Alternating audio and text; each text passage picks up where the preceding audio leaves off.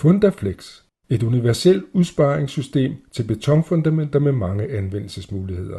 Det fleksible udspaриngsrør Fundaflex giver en stabil, præcis og hurtig udsparing til alle typer rør- og kabelgennemføringer ved støbning af betonfundamenter og terrændæk. I forhold til almindelige brugte udsparingsmetoder ved støbning af beton, bliver Fundaflex på det ønskede sted i fundamentet, før, under og efter støbningen.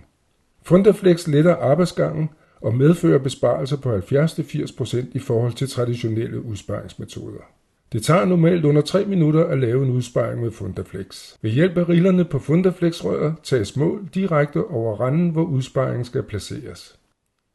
Røret skæres med en fugtsvans, en rille kortere end randens bredde. Med søgepløkke fastgøres rørets ene ende til randen. Tilpasningsflancen skydes mod randens modsatte side og fastgøres til denne med søgepløkke. Så er udsparingen færdig, og fundamentet kan støbes. Når betonen er hærdet, kan udsparingen let findes ved frigravning på grund af søgepløkkene.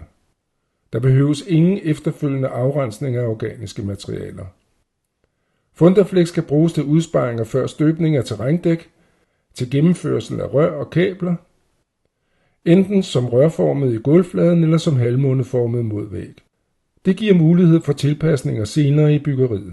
Fundaflex kan også bruges til en flot afslutning over jord ved støbning af fundamenter til søjler.